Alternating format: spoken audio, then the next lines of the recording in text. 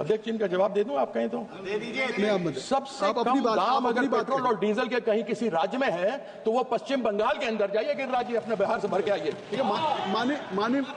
माननीय मंत्री जी ने खड़े होकर आपसे कोई जवाब नहीं पूछा, इसलिए आप अपनी बात करें। अरे यह मेरे घर में आके मेरे पास एमएलसी बनने के लिए बैठा करते थे 1999 ये बात नहीं, ये पर्सनल नहीं, ये आप व्यक्तिगत आक्षेप नहीं करेंगे इस तरीके से। ये मुझे बताएंगे, ये इनको बात करने के तरीका नहीं, इनको बात करने की तमीज नहीं। माननीय कीर्ति आजाद जी, यह भारतीय जनता पार्टी के संस्कार है, आप कृपया, ये भारतीय जनता पार्टी के संस्कार है, जिनको बात करने का तमीज नहीं। आप अपने से बड़ों से कैसी बात की जाती है इनको ये नहीं मालूम। आप अपने सदन में किस तरीके से बात की जाती है इनको ये नहीं मालूम। ये तुम करके बात कर रहे हैं, मैं इनसे आप करके बात कर रहा हूँ, लेकिन आजाद जी नहीं कर सकते।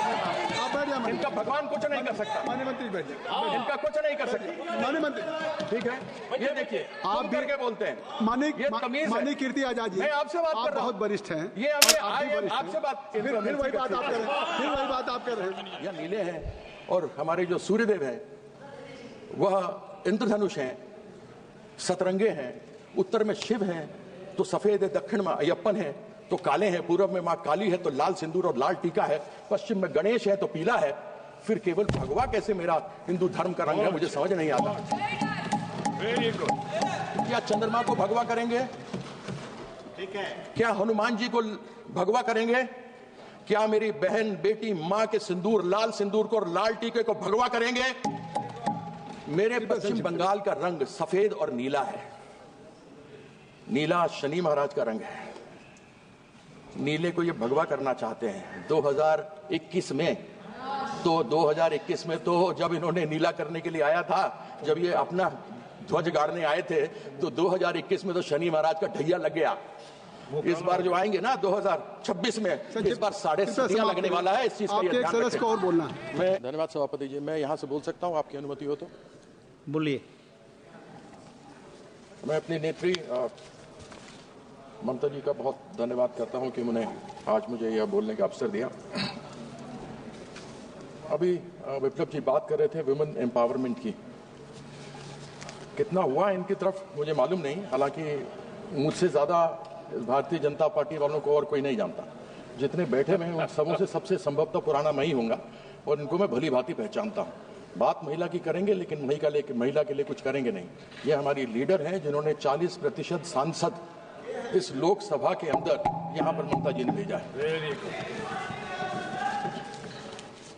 हमने सुना था कि 2022 में 5 ट्रिलियन इकोनॉमी बनेगी।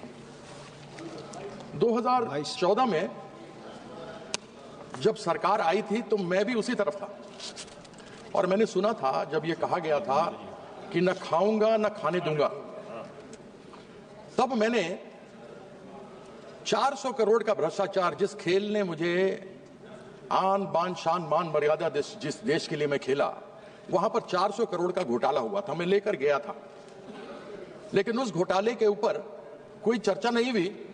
मुझे जिस प्रकार से विभीषण को लंका से निकाल दिया गया था, मुझे भी उसी विभीषण की तरह उस लंका से बाहर निकाल दिया गया। मैं एक एक चीज और राज इनके जानता हूं, मैं उस विषय पर अधिक नहीं जाऊंगा। महिलाओं के बारे में क्या इनकी राय है वह भी मैं जानता हूं। 2014 से मुंगेरी लाल के हसीन सपने सामने देखते रहे हैं और उन हसीन सपनों को कब पूरा होता हुआ देखेंगे मालूम नहीं, क्योंकि लक्ष्य ये था कि 2022 में जब अमृत काल होगा, 75 वर्ष हमारे आजादी के पूरे होंगे, तो सबके सर पर छत होगा, नल में जल होगा, नल होगा, नल में जल होगा, गैस होगी, बिजली होगी। लेकिन यह लक्ष्य 2047 पे चला गया। जो 2022 में होना था वो 2047 पे चला गया। इस सदन में कितने जिंदा होंगे नहीं होंगे मालूम नहीं, वो लक्ष्य देख पाएंगे या नहीं देख पाएंगे। यह रूप है, स्वरूप है कि इतना आगे बढ़ा दो कि इंसान पूछने वाला ना रहे। 5 ट्रिलियन इकोनॉमी बनाने की बात है। बात यह भी थी कि 2 करोड़ नौकरियां हर साल लगेंगी, यानी मैं 11वां साल न लेके केवल 10 साल ले लूं तो 20 करोड़ नौकरियां होती, और एक परिवार में 5 व्यक्ति ले लूं तो 100 करोड़ लोगों का इज्जतदार जिंदगी जी सकते थे। वह 20 करोड़ नौकरी करते और उनके साथ 5-5 परिवार में रहते तो 100 करोड़ लोगों को आराम से जीवन पोषण हो सकता था। लेकिन बार बार सुनने को यही मिलता है कि मोदी जी 80 करोड़ लोगों को 5 किलो राशन दे रहे हैं, 25 करोड़ लोगों को अभी गरीबी रेखा से निकाला गया, यानी कि 105 करोड़ थे गरीबी रेखा के नीचे। मैं ये कहना चाहता हूं, पैसा किसका है? जो राशन आ रहा है वो पैसा किसका है? वह पैसा उन लोग 2% लोगों का है 140 में से जो इनकम टैक्स देते हैं। कम से कम उन इनकम टैक्स वालों को तो धन्यवाद कर दीजिए कि आपके द्वारा जो कर लिया जा रहा है उसके माध्यम से 80 करोड़ लोगों को अनाज मिल रहा है। लेकिन वो नहीं करेंगे, बात करेंगे मोदी जी की। कभी भी देश में जो लोग हैं उनको कभी धन्यवाद किया जाए सो नहीं होगा।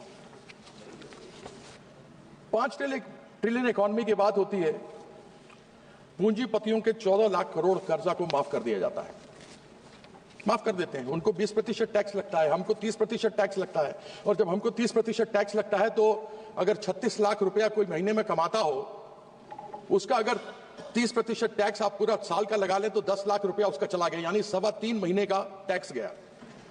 उसके ऊपर जीएसटी लगा ली तो 1.5 महीने का जीएसटी भी 18% खाने पीने सब पर लगा हुआ है, वो चला गया। मतलब 5 महीने का उसकी आमदनी जो है वो टैक्स में चली जाती है। पूंजीपतियों को 14 लाख करोड़ रुपया माफ कर दिया जाता है।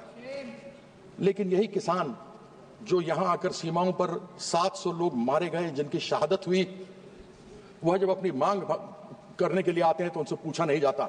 यदि वह लोन पर ट्रैक्टर लेता है और अगर एक ईएमआई नहीं भरता है तो बैंक वाले आकर उसके यहां से उसका ट्रैक्टर छीन कर लेकर चले जाते हैं और वो किसान बेचारा असहाय रह जाता है और अपनी लोन की पूर्ति नहीं कर पाता। जो गरीब आदमी लोन पर मोटरसाइकिल खरीदता है और हमारे घर में आकर के लोगों के यहाँ खाना बांटता है, आप लोग मंगाते होंगे, आप लोग भी स्विगी से, जोमेटो से, ब्लिंकिट से, वह बेचारा अगर ईएमआई नहीं दे पाता तो आप उसका मोटरसाइकिल जब्त कर लेते हैं। उसके रोजगार का जरिया खत्म, उसका परिवार फिर भूखों मरता है। यह गरीब लोगों के साथ इन लोगों की इस प्रकार की प्रथा है। 30% टैक्स, 2 करोड़ लोग, 2% यानी 2.8 करोड़ लोग, 140 करोड़ लोग में 2% लोग इनकम टैक्स देते हैं, यानी 2.8 समझिए 3 करोड़ लोग देते होंगे, 3.5 करोड़ देते होंगे, 4 करोड़ देते होंगे। वह उनको 30% में आप 12 लाख की छूट देते हैं। लेकिन एक गरीब आदमी जिसको आप 80 करोड़ लोगों को जो 5 किलो अनाज देते हैं, उसको तो न तेल मिलता है, न मसाला मिलता है, न उसके पास गैस खरीदने की क्षमता है, वो बेचारा क्या करे? ऐसे में जीएसटी पर तेल हो, साबुन हो, घी हो, पनीर हो, दूध हो, आटा हो, चावल हो, सब पर आपने जीएसटी लगाया हुआ है। और वो जीएसटी चाहे पूंजीपति हो, चाहे मध्यम वर्ग का आदमी हो, चाहे गरीब आदमी हो, सब कोई बराबर से देते हैं। अगर डायरेक्ट टैक्स जिसमें फायदा केवल वह 2% लोगों को हुआ जो इनकम टैक्स दे रहे हैं, अगर इनडायरेक्ट टैक्स में यानी जीएसटी में यदि कमी की जाए तो फिर सब 140 करोड़ लोगों को फायदा हो सकता है, उनके खरीदने की क्षमता बढ़ सकती है। लेकिन वो सोचेंगे नहीं। मैंने एक बार पूछा था, यहां राज्य मंत्री जी बैठे हैं, इनसे मैंने कहा था कि आप क्या करते हैं, जीएसटी में कमी क्यों नहीं लेकर के आते हैं? तो मुझसे खड़े होकर इन्होंने जवाब दिया कि पश्चिम बंगाल का भी नाम जीएसटी में है। सर मैंने कहा यहां बैठे हुए उनको दिखाया, हुजूर आपके बिना मैं कहीं जा ही नहीं सकता, आपके बिना कहां जाएंगे मलिक? इन्होंने जवाब दिया कि पश्चिम बंगाल भी उसी में है। बिल्कुल मैं मानता हूं कि पश्चिम बंगाल भी उसी में है। टोटल 31 है राज्य, जिनमें से 20 यानी 16 में बीजेपी और 4 और मिला दे तो एनडीए मिलकर के 20 राज्यों के अंदर इनकी सरकार है। 11 राज्य वो गैर भारतीय जनता पार्टी के हैं, टोटल हो गए 31। साथ में इन्होंने प्रावधान जीएसटी में किया हुआ है कि केंद्र सरकार जिस दिन जीएसटी की मीटिंग होगी, जितने सदस्य बैठे होंगे उन सदस्य की 1/3 वोट का पावर सेंट्रल गवर्नमेंट के पास होगा। यानी अगर मान लीजिए 31 का फुल हाउस हो, उसमें से 1/3 इनको हो तो 10 हो गया, 21 और 10 31 हो गया, 11 इधर हैं। तो फिर जब आपके हाथ में इतनी ताकत है आप जीएसटी काउंसिल की बात करते हैं,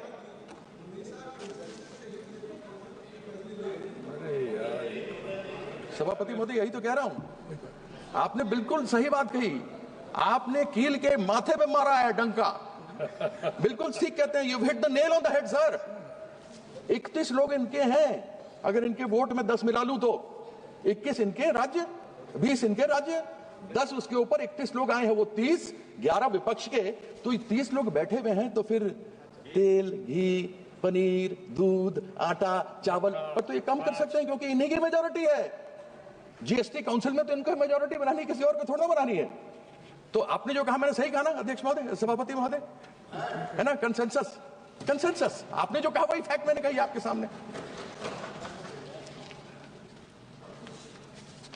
एक बार हमने सुना प्याज की बात, हमने सुना कि माननीय वित्त मंत्री महोदया ने कहा कि उनसे पूछा गया कि प्याज के दाम बहुत बढ़ गए हैं, उन्होंने कहा मैं प्याज खाती नहीं इसलिए मुझे दाम मालूम नहीं।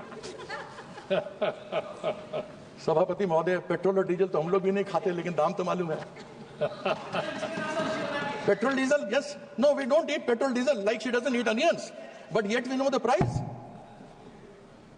प्राइस तो हमको मालूम है साहब कि पेट्रोल डीजल के दाम क्या है। और सेंट्रल गवर्नमेंट ने पेट्रोल डीजल के अंदर पेट्रोल में 19.9 प्रति लीटर का एक्साइज लगाया हुआ है, डीजल में 5.8 रुपए प्रति लीटर का इन्होंने एक्साइज लगाया हुआ, ये बढ़ाया है इन दिनों में। जिस समय स्वर्गीय मनमोहन सिंह जी हमारे प्रधानमंत्री थे, उस समय कच्चे तेल की कीमत $112 प्रति बैरल थी। तब उस समय दिल्ली की बात करता हूं, 65 रुपए प्रति लीटर पेट्रोल था।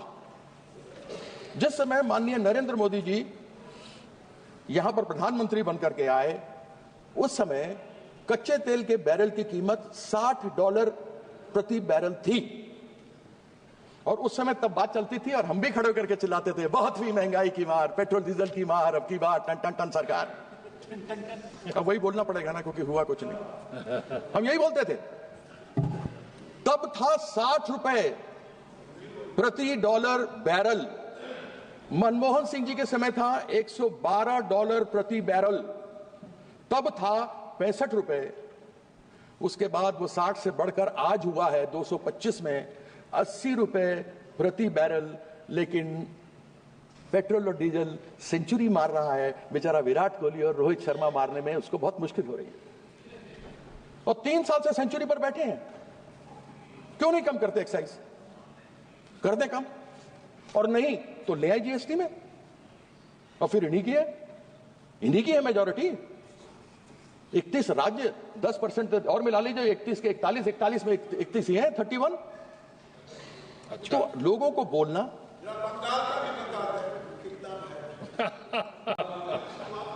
अध्यक्ष, इनका जवाब दे दूं आप कहें तो? दे दीजिए। सबसे कम दाम अगर पेट्रोल और डीजल के कहीं किसी राज्य में है तो वो पश्चिम बंगाल के अंदर जाइए, गिरिराज जी अपने बिहार से भर के आइए। माननीय मंत्री जी ने खड़े होकर आपसे कोई जवाब नहीं पूछा, इसलिए आप अपनी बात करें। अरे ये मेरे घर में आके मेरे पास एमएलसी बनने के लिए बैठा करते थे 1999। ये बात नहीं, ये पर्सनल है, ये आप व्यक्तिगत आक्षेप नहीं करेंगे इस तरीके से, ये कार्रवाई नहीं करेंगे। ये मुझे बताएंगे, ये इनको बात करने के तरीका नहीं, इनको बात करने की तमीज नहीं। माननीय कीर्ति आजाद जी, यह भारतीय जनता पार्टी के संस्कार है, आप कृपया, ये भारतीय जनता पार्टी के संस्कार है, बैठ जाइए, जिनको बात करने का तमीज नहीं। आप अपने से बड़ों से कैसी बात की जाती है इनको ये नहीं मालूम, आप अपने सदन में किस तरीके से बात की जाती है इनको ये नहीं मालूम। ये तुम करके बात कर रहे हैं, मैं इनसे आप करके बात कर रहा हूँ, लेकिन आजाद जी नहीं कर सकते। आप बैठ जाइए, इनका भगवान कुछ नहीं कर सकता, माननीय मंत्री बैठ जाइए, इनका कुछ नहीं कर सकता माननीय मंत्री।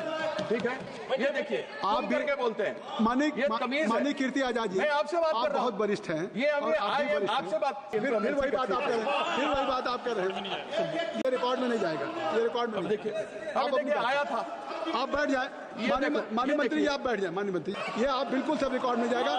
इस तरह के आक्षेप आपसे अपेक्षा नहीं है। माननीय कीर्ति आजाद जी इस तरह का आक्षेप बोलेंगे तो मैं इनके सब आप चीज बोल दूंगा सर। किसी माननीय सदस्य के ऊपर नहीं आप सर ये तमीज आप देखिए, बजट पे बोलिए। इसका तमीज नहीं देखिए। देखिए माननीय कीर्ति आजाद जी आप बजट पे बोले, आप इस तरीके की बात किसी के ऊपर व्यक्तिगत आक्षेप आप सुन रहे हैं? आप सुन रहे हैं क्या बोल रहे हैं? आप उनका रिकॉर्ड में नहीं जा रहा है, उनका रिकॉर्ड में नहीं जा रहा है। आप क्यों संज्ञान ले रहे हैं? रिकॉर्ड में नहीं जा रहा, आप संज्ञान मत लीजिए। लेकिन आपको क्यों करते हैं? नहीं, आप बैठे रहिए, आप चुप रहिए। आप कीर्ति आजाद जी को मैंने सभापति जी 1.7 करोड़ रुपया जो पश्चिम बंगाल का बकाया है वह 1922 से पश्चिम बंगाल को नहीं दिया गया, जिसमें एक जीएसटी है 2022 से नहीं दिया गया, 2022 से क्षमा कीजिएगा 2022 से नहीं दिया गया। रिपीट कर दो फिर से, कितना पैसा? 1,70,000 करोड़ रुपया जो पश्चिम बंगाल का हिस्सा है 2022 से पश्चिम बंगाल को नहीं दिया गया। उसमें हिस्सा जीएसटी का भी है। जीएसटी फेडरल इकोनॉमी है तो फेडरल जीएसटी तो आना चाहिए। आपने आवास का पैसा नहीं दिया, वो पश्चिम बंगाल की नेत्री ममता बंदोपाध्याय ने लोगों को आवास को दिया। इन्होंने स्कूलों के लिए नहीं दिया, सर्व शिक्षा अभियान के लिए नहीं दिया, वह भी पश्चिम बंगाल की नेत्री ममता बंदोपाध्याय ने अपने बजट से दिया। घर नहीं मिले उसका भी बजट पश्चिम बंगाल की नेत्री ने दिया। इन्होंने आपत्तियां उठाई, आपत्तियों का जवाब दिया गया, यूटिलाइजेशन सर्टिफिकेट दिया गया, सब कुछ हो गया।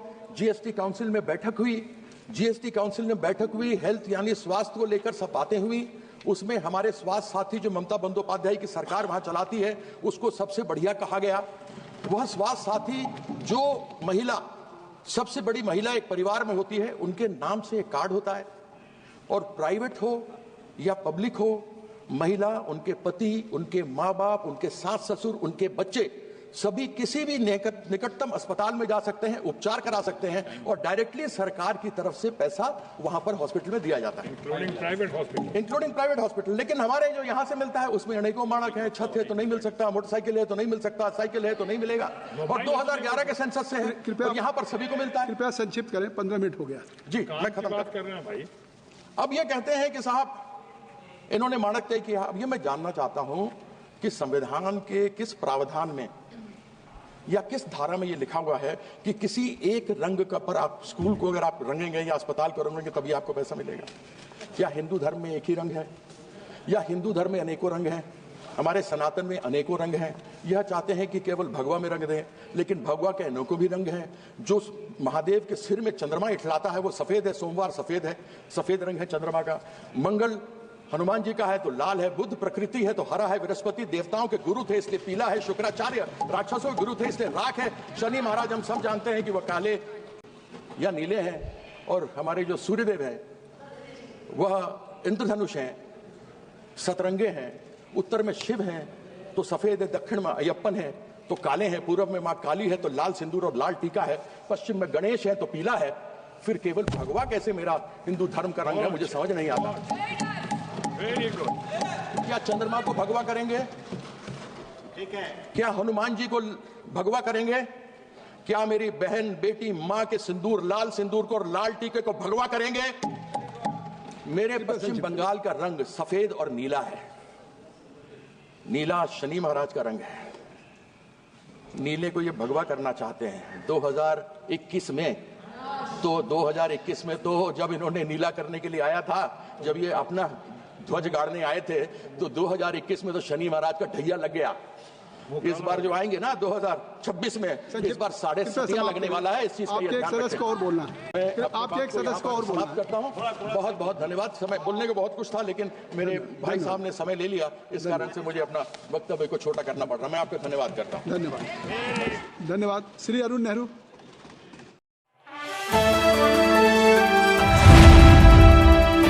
द इंडियन खबर, सच आपके सामने।